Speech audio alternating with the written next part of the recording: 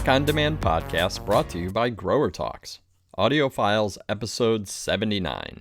From Home Gardens to Market Insights. From the August 2026 issue of Growertalks magazine, written by CELINA Gomez, narrated by Bill CALKINS. From Home Gardens to Market Insights.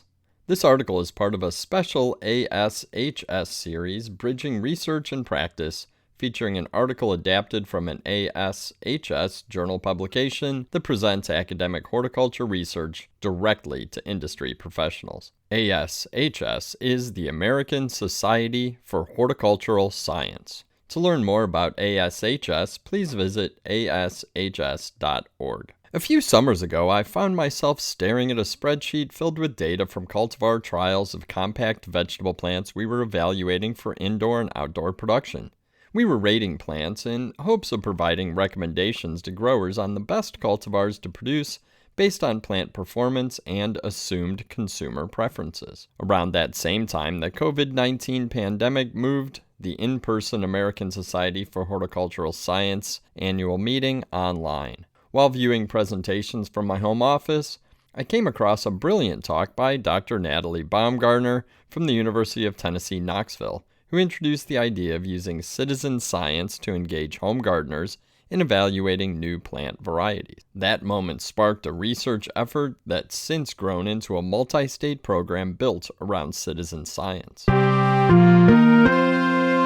Mycorrhizal Applications is recognized as the master distributor of a portfolio of biological and botanical plant support solutions and the world's leading supplier of mycorrhizal soil inoculants. Backed by industry-leading research and advanced production, they deliver innovative products that support plant health, performance, and vigor. They're known across the industry for popular brands like MycoApply, AmiloShield, and Debug. Mycorrhizal Applications offers proven solutions tailored to every growing operation. To learn more or find a distributor, visit mycorrhiza.com.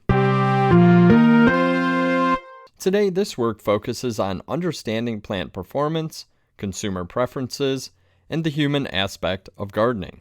I've led 3 of these projects, and one key takeaway has been consistent throughout. When people are invited into the research process, they generate insights that are difficult for us as scientists to capture in other ways. How we got here. Across 4 papers resulting from these projects, we've asked a simple question from different angles. What makes a plant successful in the hands of a consumer? Our early work focused on evaluating compact tomatoes, plants with strong potential for container and indoor gardening.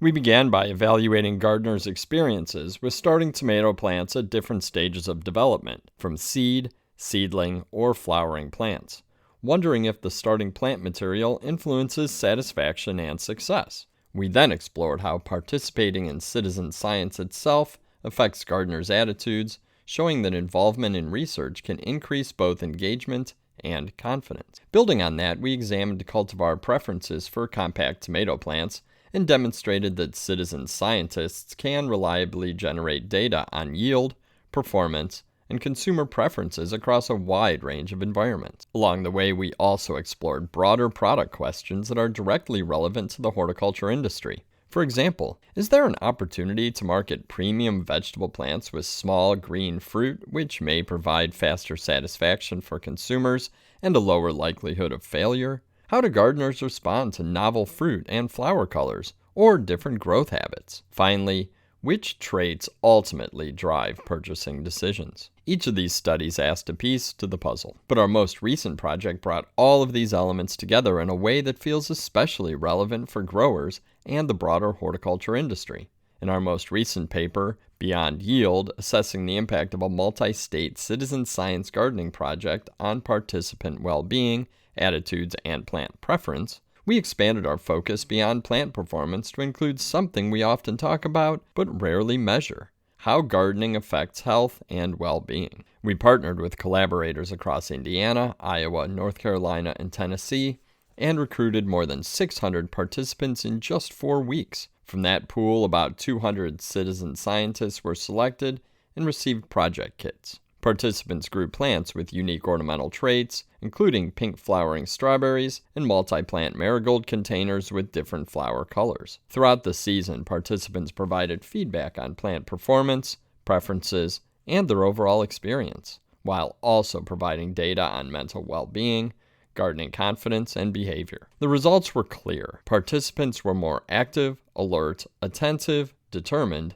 interested, and proud, and these changes led to action. About 66% started a home garden the following year, and 77% purchased more gardening supplies. For the industry, that represents more than engagement. It represents measurable market growth. Why this matters? At its core, this research is about helping you make better decisions with real-world data. Citizen science gives us a practical, scalable way to test plant products in the environments where they're actually used: patios, balconies, and backyards. It allows us to evaluate not just yield or finish time, but also consumer satisfaction, perceived value, and repeat purchase behavior. For growers and breeders, these insights can directly inform product development.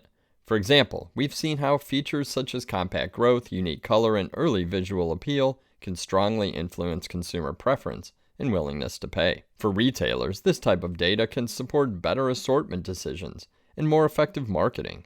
If we know that consumers are drawn to multicolor versus single-color plants, or that ornamental traits like pink strawberry flowers increase appeal, this can translate into higher sales. And for the entire industry, this work helps us better understand our customers, not just what they buy, but why they buy it and what keeps them coming back. One of the most exciting takeaways from our latest study is the ability to quantify the benefits of gardening on human well-being. We often say that plants make people feel better. Now we're starting to build the data to support that claim. Our findings show measurable improvements in mood, confidence, and engagement, all tied to a relatively simple gardening experience. This opens the door for growers and retailers to incorporate well-being-focused messaging into their marketing and outreach. Imagine point-of-sale materials that highlight stress reduction, or marketing campaigns that emphasize gardening as a way to increase physical activity and improve mental health. These aren't just feel-good messages. With the right data, they become credible value propositions. In a competitive marketplace, especially one increasingly connected to health and wellness trends, there's a powerful differentiator here. Some may question whether citizen scientists can consistently generate reliable data. My answer is yes. Across our projects, survey response rates have ranged from 51% to 95%, far above typical research benchmarks. Participants are motivated, engaged, and surprisingly consistent in their observations. But beyond data quality, what makes this approach truly valuable is its reach. We're capturing performance and consumer preference across climates and skill levels that no single researcher can replicate. That diversity is exactly what makes the findings so relevant to commercial horticulture. These projects are also a great example of what can happen when academia, extension, and industry work together. We partnered with researchers and extension specialists across multiple states, creating a network that connects directly with local communities. At the same time, we've engaged industry partners in meaningful ways.